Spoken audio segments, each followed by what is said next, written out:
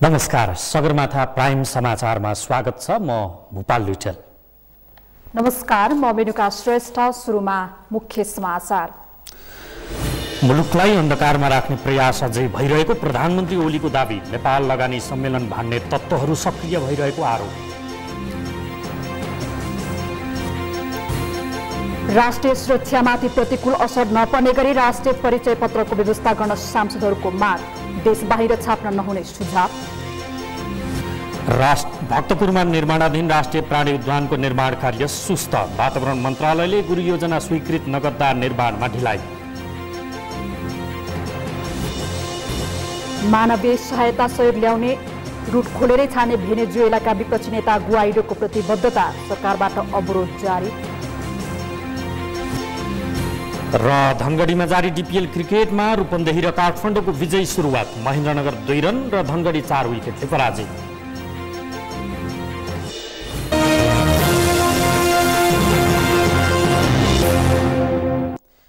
समाचार अब विस्तारमा।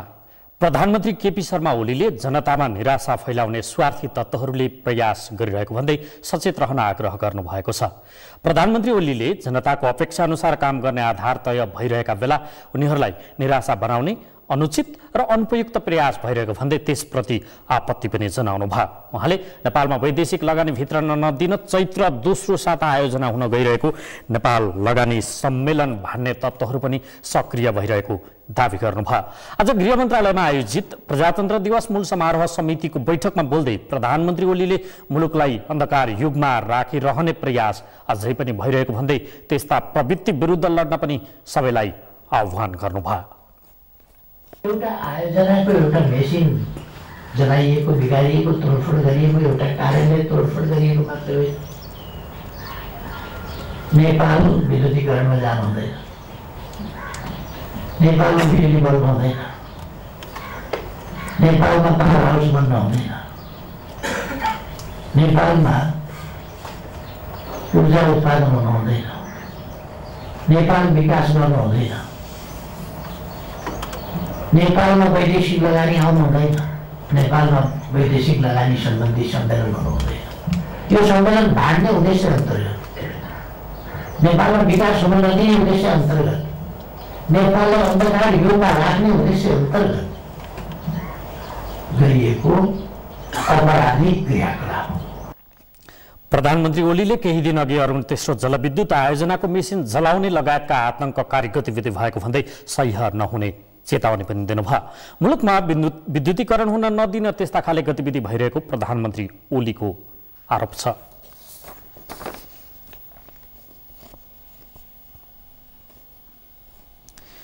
सरकारले 69औं राष्ट्रिय प्रजातन्त्र दिवस फागुन 7 गते भव्यताका साथ मनाउने भएको छ। प्रजातन्त्र दिवस मूल समारोह समितिको आज सिंहदरबार स्थित गृह मन्त्रालयमा बसेको बैठकले 69औं राष्ट्रिय प्रजातन्त्र दिवसलाई भव्यताका साथ मनाउन प्रधानमन्त्री केपी शर्मा ओलीको अध्यक्षतामा मूल समारोह समिति गठन गरेको हो। त्यसैगरी समारोहलाई सफल पार्न विभिन्न उपसमितिहरू पनि गठन गरिएका छन्। प्रधानमन्त्री ओलीको अध्यक्षतामा गठित मूल समारोह समितिमा प्रधान न्यायाधीश चोलेन्द्र शमशेर जबरा, प्रतिनिधि सभाका सभामुख कृष्णबहादुर महरा, राष्ट्रिय सभाका अध्यक्ष गणेश प्रसाद तिमिल सिन्हा, पूर्व प्रधानमन्त्रीहरू, मन्त्रीहरू, सांसदहरू, संवैधानिक निकायका प्रमुखहरू, सदस्यहरू रहनु भएको पनि गृह सचिव प्रेम कुमार राईले जानकारी दिनुभयो। फागुन 7 गते सैनिक मञ्च टुँडीखेलमा आयोजना हुने विशेष समारोहमा राष्ट्रपति विद्यादेवी भण्डारी प्रमुख अतिथिको रूपमा सहभागी हुनुहुनेछ। उपराष्ट्रपति नन्दबहादुर पुन विशेष अतिथिको रूपमा रहनुहुने सो कार्यक्रमलाई प्रधानमन्त्री ओलीले सम्बोधन गर्नुहुनेछ। त्यसै अवसर पारेर फागुन 6, 7 र 8 गते साँझ दीपावली गर्ने र विदेश स्थित नेपाली दूतावास र नियोगहरूमा प्रजातन्त्र दिवस सम्बन्धी विभिन्न कार्यक्रम गर्ने निर्णय पनि गरिएको गृह सचिव राईले बताउनुभयो। बैठकलाई सम्बोधन गर्दै प्रधानमन्त्री ओलीले यस वर्षको प्रजातन्त्र दिवसलाई गर्वका साथ मनाउन लागि जानकारी दिनुभयो।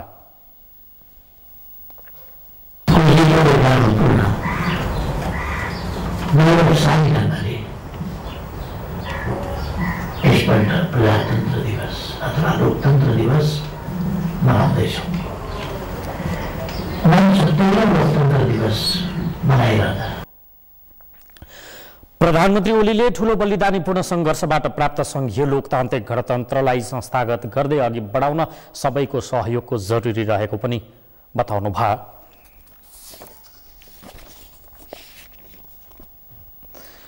प्रतिनिधि सभाका सांसदहरूले राष्ट्रिय सुरक्षामाथि प्रतिकूल असर नपर्ने गरी राष्ट्रिय परिचय पत्रको व्यवस्था गर्न सरकारसँग माग गरेका छन्।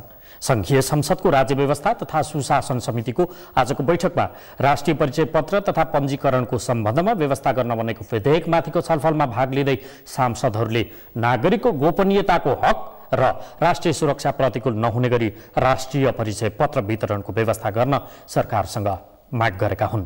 कति राष्ट्रिय हितको हुन सक्छ, राष्ट्रिय हितका प्रतिकूल हुन सक्ने सम्भावना कति छन्, व्यक्तिगत सूचना लिक आउट हुने र यसले अर्काले अन्य फाइदा लिन सक्ने अवस्थालाई हामी कसरी व्यवस्थापन गर्छौं, एउटा यसलाई प्रश्न पारिदिनु पर्ला। र यसले नागरिकताले प्रतिस्थापन गर्ने हो कि होइन, नागरिकताको पनि रहिरहने एउटा सूचना, अर्को राष्ट्रिय परिचय पत्रभित्र नागरिकता समेतका सूचना पनि यो भित्र आइसकेका हुन्छन्। अब यो आवश्यक हो कि होइन? जसको बच्चा पढ्दैन, जसको ब्याङ्कमा जानु पर्दैन, जसलाई कागजातै केही चाहिँदैन, उसले जन्मिन्छ अरू यहाँ काम गर्दै मर्छ पनि अरू यहाँ काम गर्दै गर्दै मर्छ, न उसलाई कहिले इलाजको सुविधा पाउँछ न केही, त्यसको लागि परिचय पत्र कसरी बाँड्ने त्यो मलाई बुझाइदिनुहोस्। त्यस्ता कमिटीहरू छ, किनकि म जुन गाउँमा बसेको छु, जन्मेको गाउँमा त्यही म मुसर देख्छु। 35 वर्ष पहिला त्यही स्थिति छ, म 35 वर्षपछि दुईचोटि साँझमा तिनीहरूको स्थिति त्यही छ, केही गर्न सकिरहेको छैन। हामी जस्तै र अरूको पुरा क्षेत्रभरको त्यो स्थिति त्यस्तै विभिन्न भागमा छन्। त्यो नेपाली नागरिक हो कि होइन? हो भने औषध केही पनि छैन।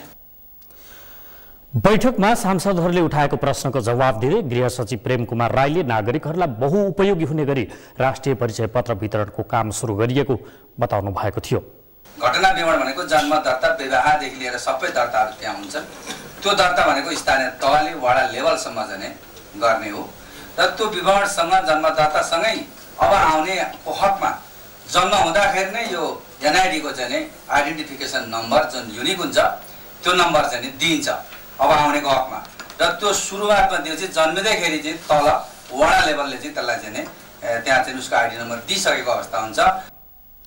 समितिले राष्ट्रिय परिचय पत्र वितरणको कामलाई व्यवस्थित बनाउन त्यसको मोडालिटीमा पनि आवश्यक छलफल गरेर सरकारलाई आवश्यक सुझाव दिने तयारी पनि गरेको छ। समितिकी सभापति शशि श्रेष्ठले राष्ट्रिय परिचय पत्र वितरणको विषय मुलुकको सुरक्षासँग सम्बन्धित विषय भएकाले यस सम्बन्धमा विस्तृत छलफल गरी सरकारलाई आवश्यक सुझाव दिने तयारी गरिएको पनि बताउनु भयो।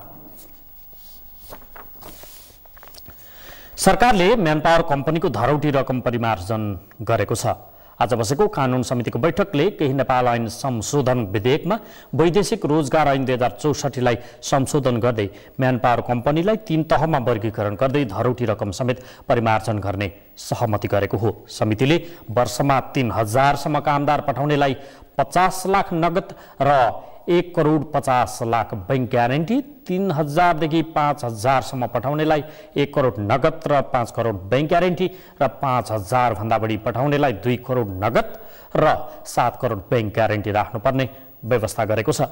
यसअघि सरकारले 5000 भन्दा बढी कामदार पठाउनेलाई 6 करोड र कम पठाउनेलाई 3 करोड रुपैयाँ धरौटी राख्नुपर्ने भन्दै विधेयक दर्ता गरेको थियो। धरौटी बापत केही सरकार नेपाल सरकारले बढाएर ल्याएको थियो, त्यसमा थोरै अहिले संसदले त्यसलाई मिलान गरेको छ र नेपाल सरकारले 2 श्रेणीमा थियो भने हामीले त्यसलाई 3 श्रेणीमा 3000 सम्म कामदार पठाउनेको हकमा 50 लाख नगद, 1.5 करोड बैंक ग्यारेन्टी, 3000 देखि 5000 सम्म पठाउनेको हकमा 1 करोड नगद, 3 करोड बैंक ग्यारेन्टी र 5000 भन्दा माथि पठाउनेको हकमा 2 करोड नगद र 4 करोड बैंक ग्यारेन्टी गरेर हामीले त्यसमा थोरै संशोधन चाहिँ गरेका छौँ। त्यस्तै समितिले वर्षमा 100 जना कामदार विदेश पठाउन नसक्ने म्यानपावर व्यवसायलाई खारेज गर्ने निर्णय गरेको छ। नेपाल ऐन मार्फत वैदेशिक रोजगार ऐनमा संशोधन गरेको संशोधन प्रस्ताव समितिले कामदार कम्पनीलाई एकपटक अवसर दिने र अर्को पटक पनि 100 भन्दा बढी कामदार पठाउन नसकेमा खारेज गर्ने निर्णय गरेको छ। त्यस्तै एका घरका परिवारले एउटा भन्दा बढी म्यानपावर कम्पनी सञ्चालन गर्न नपाउने र त्यस्तो भए 6 महिनाभित्रमा मर्ज गर्न समय दिने निर्णय पनि बैठकले गरेको छ। वैदेशिक रोजगार व्यवसायको नाममा संस्था दर्ता गर्ने, काम केही नगर्ने र युवाहरूलाई खाली ठगी गर्ने जस्ता कुराहरू पनि आएको सन्दर्भमा हामीले के गर्यौँ भने 100 जना पनि 1 वर्षमा विदेशमा नपठाउने त्यस्ता रोजगारदाताहरूको चाहिँ नवीकरण नहुने एउटा निर्णय हामीले त्यो गरेका छौँ। समितिले पारित गरेको विधेयक भोलि बस्ने संघीय संसदको बैठकमा पेश गरिनेछ। बैठकबाट विधेयक पारित भएमा म्यान पावर सम्बन्धी नयाँ व्यवस्था लागू हुनेछ।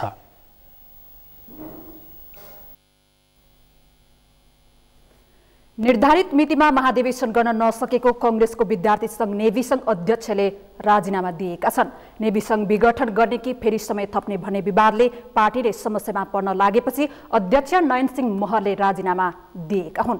महरले राजीनामा दिएपछि कांग्रेसले तत्कालै तदर्थ समिति गठन गर्ने बताएको छ। अमृतराज काफ्लेको रिपोर्ट।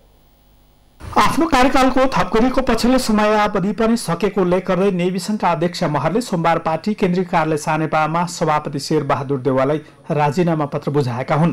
नेवी संघको 12औं महाधिवेशन सम्पन्न गर्न सहयोग गर्नुको साटो पार्टीका नेताहरू बीच नै खिचातानी सुरु हुन लागेपछि आफूले पदबाट राजीनामा दिएको अध्यक्ष महरले जानकारी दिएका छन्। जुन यो पछिल्लो समयावधि थपका विषयलाई लिएर नेताहरूका बीचमा जो खिचातानी जो मैले अन्तर्द्वन्द्व देखेँ बाहिर हामी सुनिरहेका छौँ। नेताहरूको जो केन्द्रीय हाल चालु केन्द्रीय समितिलाई कन्सिस्टेन्सी भन्छ कब्जियत जो भएको छ त्यो कब्जियत हटाउनका लागि मेरो राजीनामाले सहयोग गर्छ जस्तो मलाई लाग्यो। रोग नलागोस् भन्ने मलाई विश्वास छ। रोग नलाग्ला त्यसकारणले नेपाली कांग्रेस पार्टी मेरो राजीनामापछि मलाई धेरै नेताहरूले आरोप पनि लगाएका छन् ग्रुपिजम भोट सङ्गठनमा। मेरो राजीनामापछि मैले दिएको राजीनामापछि मलाई हेर्न मन छ नेपाली कांग्रेस पार्टी बिना विवाद अगाडि बढ्छ कि बढ्दैन, बढ्नुपर्छ। मेरो राजीनामाले त्यसलाई सहयोग गर्नुपर्छ। गत भदौमा महर नेतृत्वको नेवी संघको कार्यकाल सकिएको थियो। त्यसपछि थप गरिएको समय पनि माघ 2 गते सकिएपछि सभापति महरले वैधानिकतामाथि प्रश्न उठ्ने भन्दै राजीनामा दिएपछि कांग्रेसले तदर्थ समिति गठन गर्ने बताएको छ। नेवी संघको विधान अनुसार तदर्थ समिति चयन गर्ने कांग्रेसको भनाइ छ। नेपाल विद्यार्थी संघको अहिलेको विदाय हुँदै गरेको नेतृत्व, अब आउँदै गरेको सम्भावित नेतृत्व, अरू साथीहरू समेतको नेवी संघकै पूर्व अध्यक्षहरू हामी केन्द्रीय कार्य समिति थुप्रै जना छौँ। प्रायः सबै अध्यक्षहरू केन्द्रीय समितिभित्र छौँ। हामी सबैको राय सल्लाह बमोजिम यथाशीघ्र नेपाली कांग्रेस पार्टीले नयाँ कार्य समितिको बारेमा टुङ्गो गर्छ। त्यसमा पनि अहिले मैले यसमा त्यो टिप्पणी गरिहाल्न पनि किन हतारो हुन्छ भने अहिले उहाँले राजीनामा दिनुभएको छ, सभापतिलाई दिन बाँकी छ। राजीनामा दिइसकेपछि सभापतिले त्यसलाई स्वीकृत गर्न बाँकी छ। त्यस पछाडि त्यो स्वीकृत नगरेर जिम्मेवारी उहाँलाई नै दिनुहुन्छ, त्यो पनि अहिले छलफलकै क्रममा बाँकी छ। सोभियो निर्वाचनको मिति नजिकै गर्दा कांग्रेसको भातृ संघ नेवी संघ अध्यक्षले राजीनामा दिएपछि चुनावमै धक्का पुग्न सक्ने समेत चिन्ता सुरु भएको छ। तर महरले नेवी संघलाई पहिलो स्थानमा पुर्याएको, राष्ट्रियता सम्बन्धी आन्दोलनलाई नेतृत्व दिएको लगायतका आफ्ना कार्यकालको मुख्य उपलब्धि रहेको दावी गरेका छन्। सगरमाथा टेलिभिजनका लागि क्यामेरामा केशव तिमिल सेनाका साथमा अमृतराज काफ्ले, काठमाडौँ। भ्रष्टाचार घट्नुको सट्टा झन बौलाउँदै गएको छ। भ्रष्टाचार नियन्त्रणमा सरकार गम्भीर नहुँदा र भ्रष्टाचार नियन्त्रणमा भूमिका खेल्ने निकाय समेत राजनैतिक छायामा पर्दा भ्रष्टाचार नियन्त्रण केवल नारामा मात्र सीमित भएको छ। बाबुराम तिमिल सेनाको रिपोर्ट। ट्रान्सपरेन्सी इन्टरनेशनल नेपालले विक्रमसम्म 2073 सालमा सार्वजनिक गरेको भ्रष्टाचार हुने सूचाङ्कमा समावेश 176 देशमध्ये नेपाल 131औं स्थानमा सूचीकृत भएको थियो। प्रतिवेदनले नेपालमा सुशासनको कमीका कारण भ्रष्टाचार निवारण हुन नसकेको औल्याएको थियो। लगत्तै विक्रमसम्म 2074 सालमा ट्रान्सपरेन्सी इन्टरनेशनलले निकालेको भ्रष्टाचार अवधारणागत सूचाङ्क 2017 मा नेपाल भ्रष्ट मुलुकको सूचीमा 122औं स्थानमा परेको थियो। सूचाङ्कमा 40 भन्दा कम अंक प्राप्त गर्ने मुलुकलाई अति भ्रष्टाचार हुने मुलुकका रूपमा राख्ने गरिएको छ, जसका अनुसार विक्रमसम्म 2073 सालमा नेपालले 29 अंक र 2074 सालमा 31 अंक मात्रै पाएको थियो। नेपाल सन् 2004 देखि ट्रान्सपरेन्सी इन्टरनेशनलको सूचाङ्कमा पर्दै आएको छ र हालै सार्वजनिक भ्रष्टाचार सम्बन्धी प्रतिवेदनमा नेपालको अवस्था झनै निराशाजनक देखिएको छ। ट्रान्सपरेन्सीले सन् 2018 मा 180 देशको भ्रष्टाचार भ्रष्टाचारको तथ्याङ्क सङ्कलन गरेकोमा नेपाल अघिल्लो वर्षको तुलनामा 2 स्थान तल झर्दै 124 स्थानमा परेको छ। नेपालले यस वर्ष जम्मा 31 अङ्क प्राप्त गरेको छ, जसले नेपालको अवस्था निराशाजनक भएको देखाएको हो। 180 देशमध्ये नेपाल जम्मा 52 देशभन्दा मात्रै अगाडि छ। यो भ्रष्टाचार नियन्त्रणको सवालमा राजनीतिक उदासीनता र नियमनकारी निकाय कमजोर बन्नुको परिणाम हो। विज्ञहरू भन्छन् प्रशासनिक संयन्त्र चुस्त दुरुस्त र राजनीतिक इमानदारिता नभएसम्म भ्रष्टाचार घट्दैन, जुन अहिलेको मूल समस्या हो। र प्रशासनिक संयन्त्र चुस्त दुरुस्त र राजनीतिक इमानदारिता नहुँदा सिंहदरबारको भ्रष्टाचार गाउँ गाउँमा पुग्न थालेको छ। सिंहदरबार चाहिँ नि मतलब के भने क्षेत्र क्षेत्रमा गाउँ गाउँमा पुर्याउने भनेको छ। सिंहदरबार गएको होइन, त्यही सिंहदरबारको अधिकार चाहिँ मतलब के भने नभइकन भ्रष्टाचार मात्रै त्यहाँ पुग्यो। अधिकार चाहिँ गएको छैन, अधिकार सेन्ट्रलाइज नै भएको छ, केन्द्रीयकरण भइरहेको छ। अहिले तपाईँलाई थाहा छ सिडिओको चाहिँ मतलब के भनेदेखि प्रतिनिधित्व केन्द्रीय सरकारले गरिरहेछ, जबकि सिडिओको जति अधिकार मुख्यमन्त्रीको पनि छैन भनेपछि कसरी चाहिँ यो संहिता मलौला। कुनै सार्वजनिक पद धारण गरेको व्यक्तिले अनुचित कार्य गरेमा अख्तियारले कानुन बमोजिम अनुसन्धान र तहकिकात गर्छ। तर अहिले संवैधानिक तथा कानुनी रूपमा अख्तियारलाई अपूर्ण बनाई भ्रष्टाचारलाई संस्थागत गर्ने तथा भ्रष्टाचारीलाई पूर्ण बनाउने काम भएकाले भ्रष्टाचार जन्य कसुर मौलाएको गुनासोकै बीचमा अख्तियारले आफ्नो 28औं स्थापना दिवस मनाएको छ। अख्तियारले केन्द्रीय र क्षेत्रीय स्तरमा समेत संयन्त्र विस्तार गरे पनि भ्रष्टाचार न्यूनीकरण हुन सकेको छैन। तर अहिले भ्रष्टाचार मतलब कन्ट्रोल हुनुको सट्टा मौलाउने काम अथवा झाँगिने काम चाहिँ नि भइरहेको छ। र यो अहिलेको पटकको भ्रष्टाचार चाहिँ बढेको कारण के पनि हो भने यो पार्टीका साथीहरूले अथवा पार्टीका नेता अथवा कार्यकर्ताहरूले यो सम्पूर्ण चाहिँ मतलब के भने शक्ति हाम्रो हो र हामीले नै प्रयोग गर्न पाउनुपर्छ र यहाँ जति शोषण गर्न सकिन्छ त्यो हाम्रो प्राइभेट हुन्छ र राष्ट्र एकतिर हो, जनता एकतिर हो, हामी एकतिर हौँ भन्ने त्यो भावना यिनीहरूमा मौलाएको हुनाले गर्दा यिनीहरूले आफ्नै सम्पत्ति सरह राष्ट्रिय सम्पत्तिलाई सम्झेका छन्। मुलुकमा रुजुको भन्दा बेरुजुको चाङ चुलिएको छ, जसमा अनुचित कार्य गर्ने अधिकारी वा सार्वजनिक पद धारण गरेका व्यक्ति बढी जिम्मेवार छन्। तर उनीहरूलाई अख्तियारले ठाउँको ठाउँ कानुनी कारबाही गर्न सक्दैन, किनकि स्थापना काल यताको अनुभव हेर्दा अख्तियारको क्षेत्राधिकार साँगुरो बनाउँदै लगिएको छ। राज्यका सार्वजनिक पदाधिकारीले निजी लाभका लागि अनुचित कार्य गरेमा अहिलेको अख्तियारले कारबाही चलाउन सकिरहेको छैन। सगरमाथा टेलिभिजनका लागि क्यामेरामा प्रताप लामाका साथमा बाबुराम तिमिलसिना, काठमाडौँ। यसै सन्दर्भमा आजको सगरमाथा जनबोलीमा हामीले सर्वसाधारणलाई सोधेका थियौं, भ्रष्टाचार नियन्त्रण हुन नसक्नुलाई के भन्नुहुन्छ? हेरौँ उनीहरूको प्रतिक्रिया उनीहरूकै शैलीमा।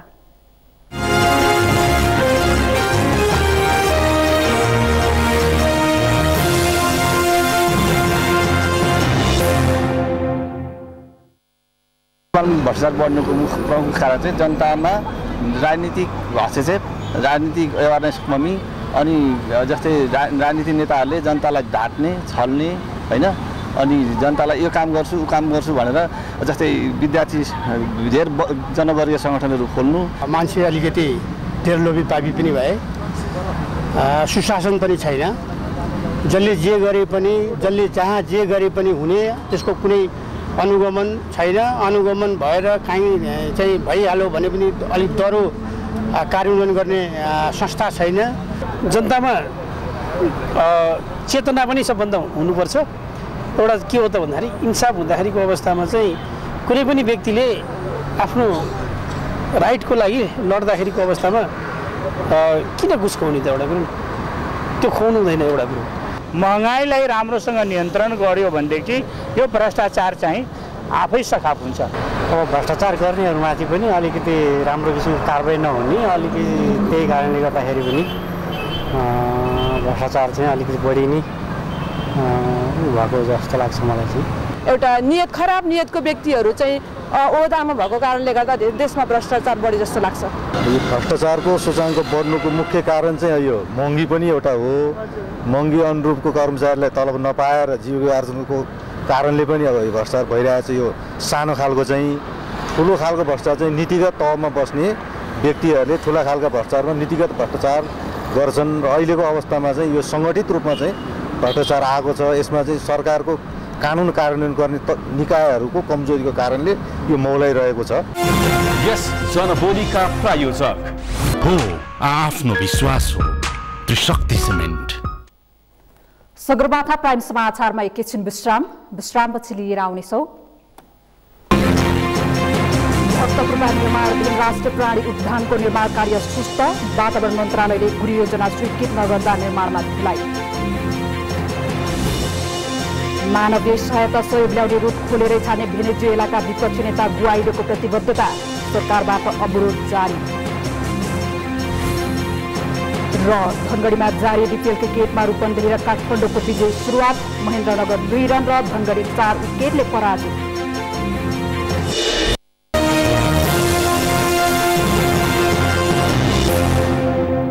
विश्रामपछि सगरमाथा प्राइम समाचारमा स्वागत छ। अब बाँकी समाचार। नेपालमा धेरै राष्ट्रिय महत्त्वका विकास निर्माणका कार्य समयमै सकिँदैनन्। कुनै योजना सरकारी प्राथमिकतामा पर्दैनन् भने कतिपय काममा सरकारी निकाय बीच समन्वयको अभाव हुन्छ। सरकारी निकायको प्राथमिकतामा नपर्दा प्रदेश नम्बर 3 को भक्तपुर जिल्लामा स्थापना गर्न लागेको राष्ट्रिय प्राणी उद्यानको निर्माण कार्य चुस्त रूपले अघि बढ्न सकेको छैन। पुष्पा कार्कीको रिपोर्ट। 5 वर्ष अघिदेखि निर्माण कार्य थालिए पनि सरकारी निकाय बीच समन्वय नहुँदा राष्ट्रिय गौरवको रूपमा स्थापना हुन लागेको प्राणी उद्यान निर्माण कार्य चुस्त हुन नसकेको हो। सुरुवाती दिनमा स्थानीयले अवरोध गरेपछि कामले गति लिन सकेको थिएन भने अहिले सरकारी निकायमा नै फाइल रोकिदिँदा राष्ट्रिय प्राणी उद्यानको काम अगाडि बढ्न नसकेको हो। भक्तपुरको सूर्यविनायक नगरपालिकामा राष्ट्रिय प्राणी उद्यान बन्ने भनिएको करिब 4 वर्ष पूरा हुन लागिसकेको छ। 2071 साल माघ 10 गते स्वर्गीय सुशील कोइराला प्रधानमन्त्री, महेश आचार्य वन मन्त्री र भक्तपुरका वर्तमान सांसद महेश बस्नेत उद्योग मन्त्री भएको समयमा मन्त्री परिषदबाट प्राणी उद्यान बनाउने निर्णय पारित भएको थियो। प्रधानमन्त्री केपी ओली पहिलो पटक प्रधानमन्त्री हुँदा 2073 असार 9 गते प्राणी उद्यानको शिलान्यास गरेका थिए। 2 वर्षभित्रमा वन्यजन्तु तथा पशुपन्छी राखेर सञ्चालन गर्ने भनेको पनि 2 वर्ष पूरा भएको छ। अहिले भने वन तथा वातावरण मन्त्रालयले राष्ट्रिय प्राणी उद्यानको गुरुयोजना स्वीकृत नगर्दा यस वर्ष उद्यानको कुनै पनि काम हुन सकेको छैन। यो उद्यान भक्तपुरको सूर्यविनायक नगरपालिकाका वडा नम्बर 6, 7 र 8 को भूभागभित्र पर्छ। यसले 7 वटा सामुदायिक वनको 245 हेक्टर क्षेत्रफल ओगट्छ।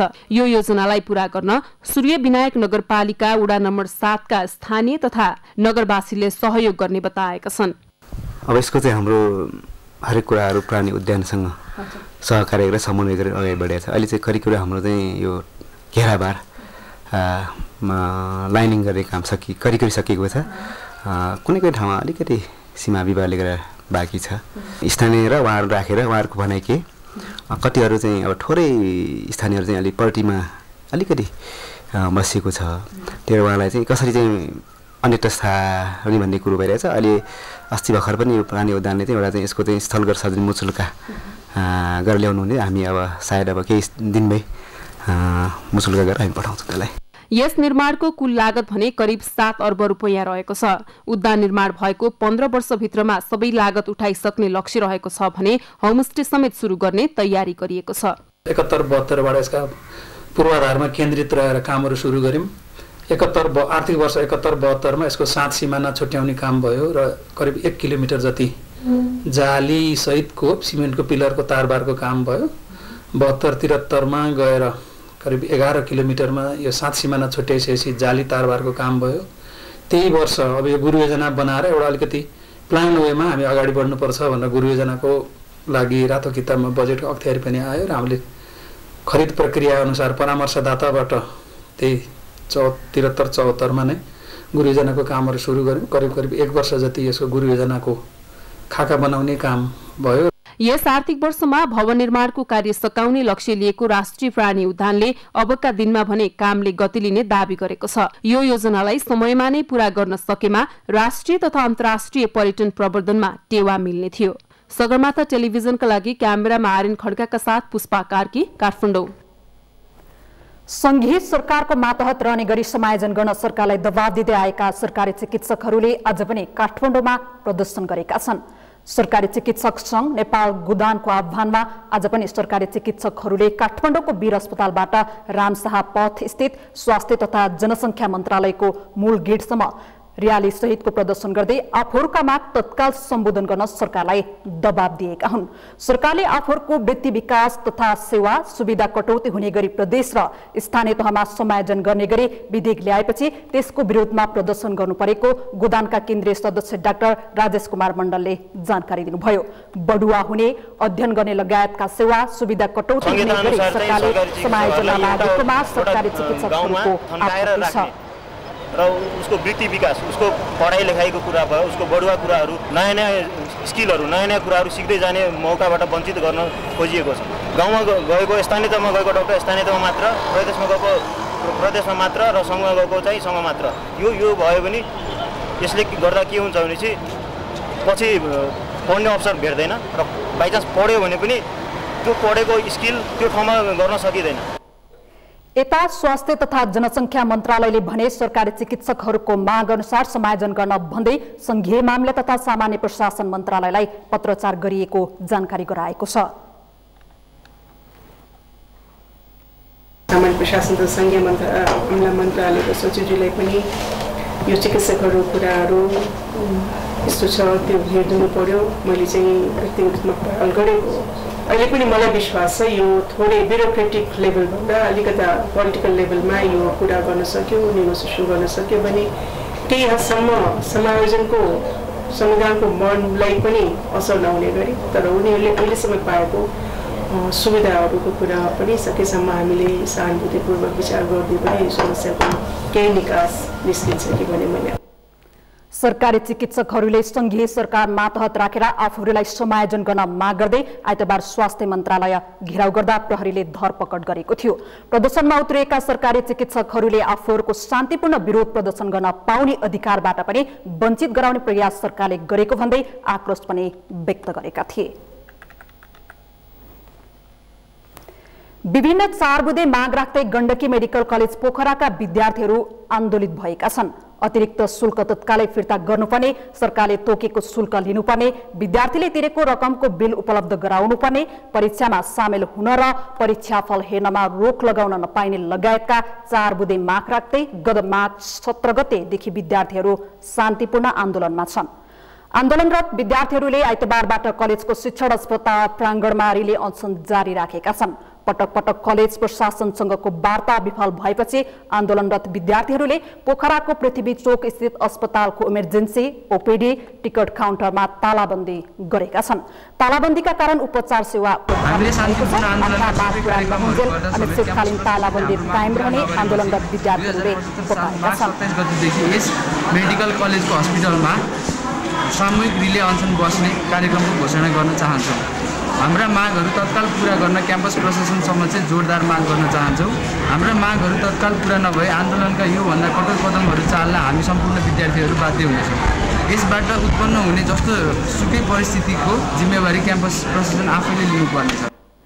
विद्यार्थीहरूले जिल्ला प्रशासन र गण्डकी प्रदेशको सामाजिक विकास मन्त्रालयमा पनि आफूहरू ठगिएको भन्दै ज्ञापन पत्र बुझाएका छन्।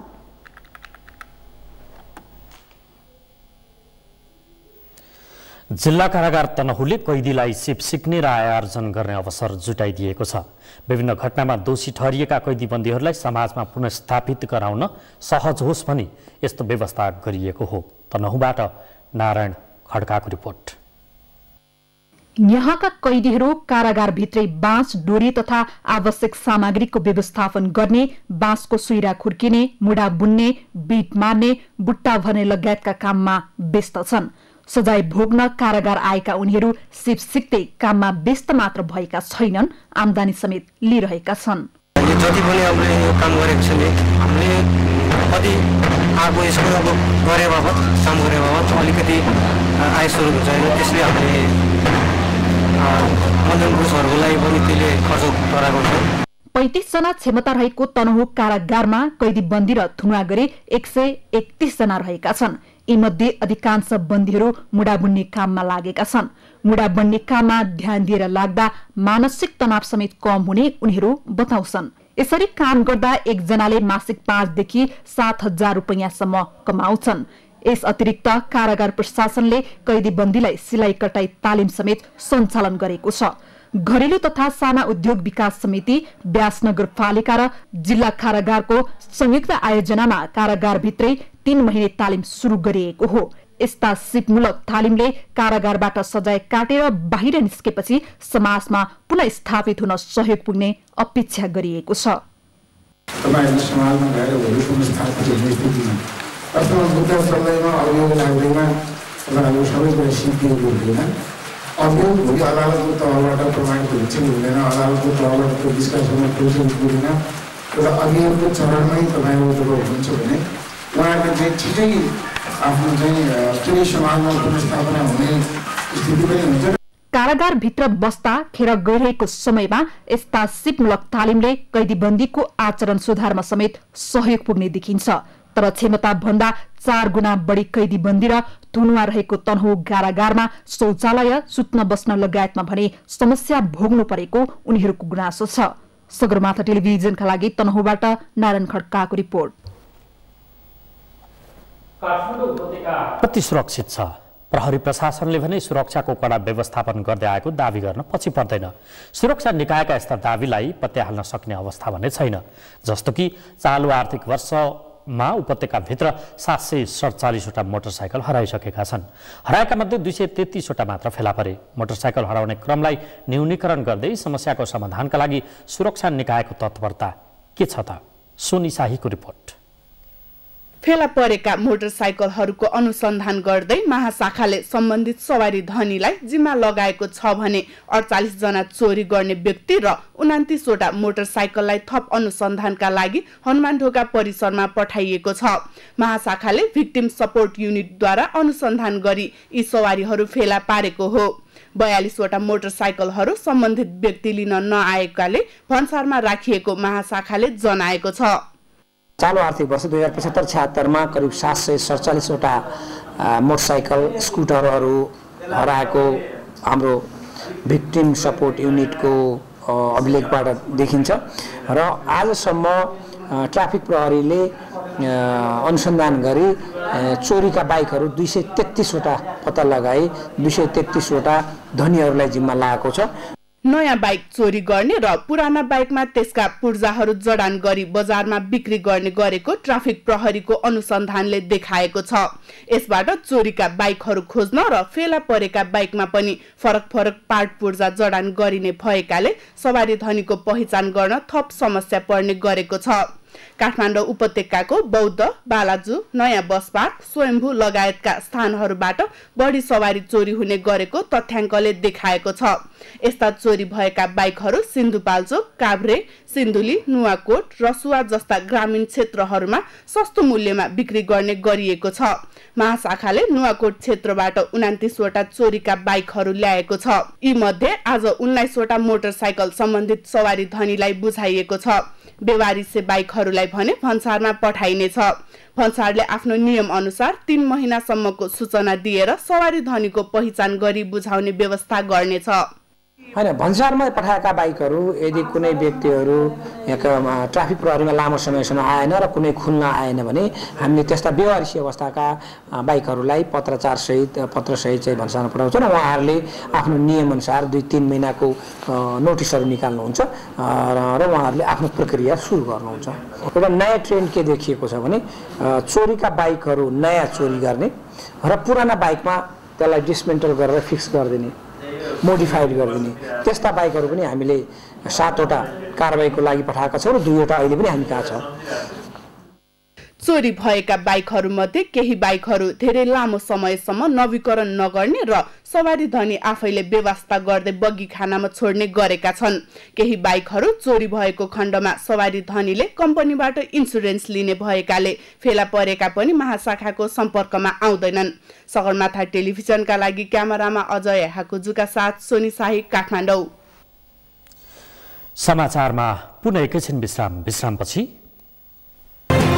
मानवीय सहायता सहयोग ल्याउने रूट खोलेर छाड्ने भेनेजुएलाका विपक्षी नेता ग्वाइडोको प्रतिबद्धता, सरकारबाट अवरोध जारी। र धनगढीमा जारी डिपिएल क्रिकेटमा रूपन्देही र काठमाडौँको विजयी सुरुवात, महेन्द्रनगर 2 रन र धनगढी 4 विकेटले पराजित।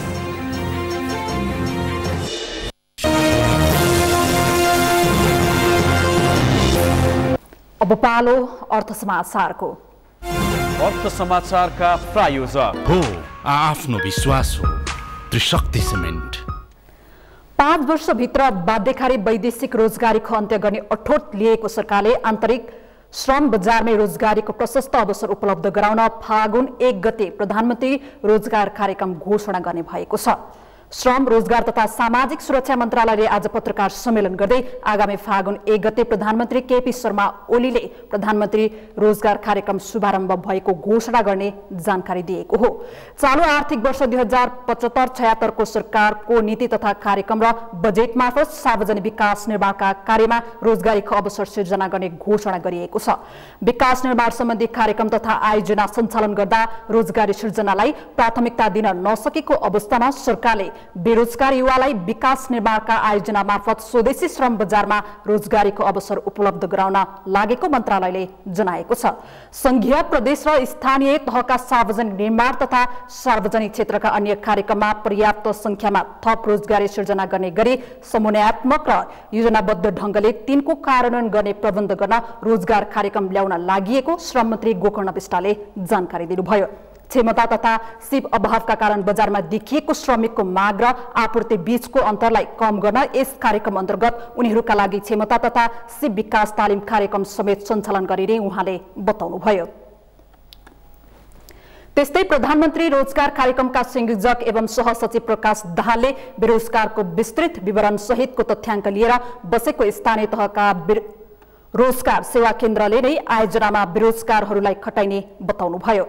रोजगारीको हक सम्बन्धी ऐन 2075 ले प्रत्येक स्थानीय तहमा रोजगार सेवा केन्द्रको स्थापना गरी बेरोजगारको पहिचान र सूचीकरण गर्ने तथा रोजगार सेवा केन्द्रमा सूचीकृत भएका बेरोजगार व्यक्तिलाई एक आर्थिक वर्षमा न्यूनतम 100 दिनको रोजगारी प्रत्याभूति गराउने सुनिश्चित गरेको छ। रोजगार कार्यक्रम अन्तर्गत नै कामलाई सम्मान गर्ने संस्कृतिको विकास गर्न देशव्यापी रूपमा श्रमको सम्मान राष्ट्रको अभियान लगायत चेतनामूलक कार्यक्रम सरकारले गर्ने जनाएको छ।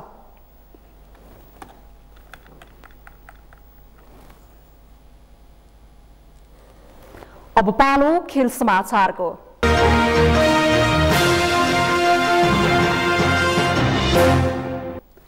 रूपन्देही च्यालेन्जर्स र काठमाडौँ गोल्डेन्सले धनगढीमा जारी तेस्रो संस्करणको धनगढी प्रिमियर लिग डिपिएल क्रिकेटमा विजयी सुरुवात गरेका छन्। आज भएको खेलमा महेन्द्रनगर युनाइटेडलाई 2 रनले हराउँदै रूपन्देहीले विजयी सुरुवात गरेको हो। यता धनगढी स्टार्सलाई 4 विकेटले हराउँदै काठमाडौँले प्रतियोगितामा पहिलो जित निकालेको हो। धनगढी स्थित फाफ्ला क्रिकेट मैदानमा रूपन्देहीले दिएको 112 रनको सामान्य लक्ष्यसहित जवाफी ब्याटिङ गरेको महेन्द्रनगरले 20 ओभरमा 8 विकेट गुमाएर 109 रन मात्र बनाउन सक्यो। महेन्द्रनगरका आनन्द सुब्रमण्युले सर्वाधिक 25 रन जोडे। त्यस्तै रोहित कुमार पौडेलले 24 रन जोड्दा मोहम्मद नाभिदले 12 रन बनाए। रूपन्देहीका विक्रम सोबले 3 तथा पुनित मेहराले 2 विकेट लिए। त्यस्तै प्रतियोगितामा पहिलो जित निकालेको काठमाडौँले धनगढी स्टार्सलाई 4 विकेटले हराएको हो। धनगढीले दिएको 133 रनको लक्ष्य काठमाडौँले 19 ओभर 5 बलमा 6 विकेट गुमाएर पूरा गरेको थियो। काठमाडौँका लागि अंकित दवासले 29 रन जोड्दा ओपनर गौरव तमोरले 28 रन बनाए। यता खराब सुरुवात गरेको धनगढीका लागि अमित श्रेष्ठले अर्धशतक बनाएका थिए। अपर रूपन्देहीले मंगलबार विराटनगर किङ्ससँग खेल्नेछ भने महेन्द्रनगरले बुधबार काठमाडौँ गोल्डेन्ससँग खेल्नेछ। बुढासुब्बा रेडबुल गोल्ड कपको 4 पटकको विजेता नेपाल पुलिस क्लब धरानमा जारी 21औं बुढासुब्बा रेडबुल गोल्ड कपको अन्तिम 4मा पुगेको छ। धरान स्थित रंगशालामा आज भएको दोस्रो क्वार्टर फाइनल खेलमा पोखराको सहारा क्लबलाई सडन डेथमा पराजित गर्दै पुलिसले अन्तिम 4मा आफ्नो स्थान सुरक्षित गरेको हो। खत्तर गोल्ड कप विजेता पुलिसका लागि सडन डेथमा क्याप्टेन भरत शाहले गोल गर्दा पोखराका अन्जन देवकोटाको प्रहार आकाशिएको थियो। अन्जनको प्रहार आकाशिएसँगै सहारा पहिलो चरणबाटै घर फर्कन बाध्य भयो। यसअघि ट्राइब्रेकरमा समेत 3-3 गोलको बराबरी भएपछि खेल सडन डेथमा पुगेको थियो। पुलिसले खेल सुरु भएको 33औं मिनेटमा गोल गर्दै अग्रता कायम गरेको थियो। पुलिसका निरकुमार राईले गोलको खाता खोलेका थिए। Rai man of the match घोषित हुँदै नगद पुरस्कार पाउन सफल भए। पहिलो हाफमा पुलिसको अग्रता कायम रहेको भए पनि दोस्रो हाफको 39 मिनेटमा सहाराका विश्व अधिकारीले पेनाल्टी मार्फत गोल गर्दै खेल 1-1 को बराबरीमा पुर्याएका थिए। यसअघि आइतबार बराबरीमा सकिएको उद्घाटन खेलमा सीएमजी सङ्कटा क्लबले सडन डेथमा जित हात पार्दै अन्तिम 4 मा पुगेको छ। मेची नेत्रालय केएफटीसी झापालाई आज बिहान सडन डेथमा हराउँदै सङ्कटाले सेमिफाइनलको यात्रा तय गरेको हो। मंगलबार आयोजक धरान फुटबल क्लब र भारतको डल हाउस एथलेटिक क्लब बीच खेल हुनेछ। अब मौसम सम्बन्धी जानकारी। इस मौसम समाचार का प्रायोजक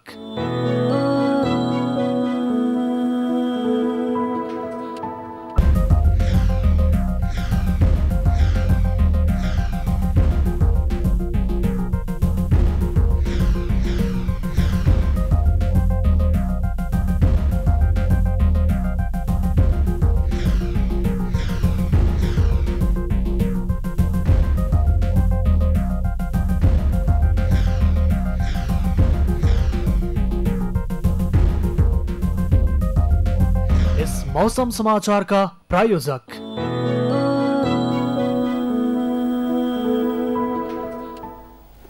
यो सँगै हामी सगरमाथा प्राइम समाचारको अन्त्यमा छौं। अन्त्यमा मुख्य समाचार फेरि एकपटक। मुलुकलाई अन्धकारमा राख्ने प्रयास अझै भइरहेको प्रधानमन्त्री ओलीको दाबी। नेपाल लगानी सम्मेलन भाग्ने तत्त्वहरू सक्रिय भइरहेको आरोप। राष्ट्रिय सुरक्षामाथि प्रतिकूल असर नपर्ने गरी राष्ट्रिय परिचय पत्रको व्यवस्था गर्न सांसदहरूको माग।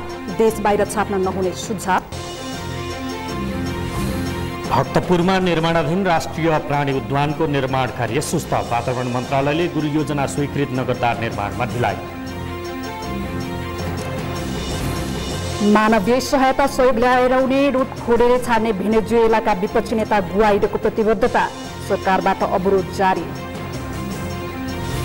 र धनगढीमा जारी डिपिएल क्रिकेटमा रूपन्देही र काठमाडौँको विजयी सुरुवात। महेन्द्रनगर 2 रन र धनगढी 4 विकेटले पराजित। हवस् त सगरमाथा प्राइम समाचार अहिलेलाई सकियो। तपाईँ समाचार बुलेटिनका साथै सगरमाथा टेलिभिजनका सम्पूर्ण कार्यक्रम www.sagarmatha.tv मा पनि पढ्न र हेर्न सक्नुहुनेछ। साथै युट्युबमा youtube.com/sagarmatha tv नेपालमा हेर्न सक्नुहुनेछ। मोबाइलमा प्ले स्टोर तथा एप स्टोरमा गई सगरमाथा टिभी एप डाउनलोड गरी हामीलाई प्रत्यक्ष हेर्न सक्नुहुनेछ। साथै तपाईँ हामीलाई फेसबुकमा पनि facebook.com/stv नेपालमा फलो गर्न सक्नुहुनेछ। समाचारको शिखर, नेपालको गौरव, नेपालको पहिलो न्युज च्यानल सगरमाथा टेलिभिजन हेर्दै गर्नुहोला। नमस्कार।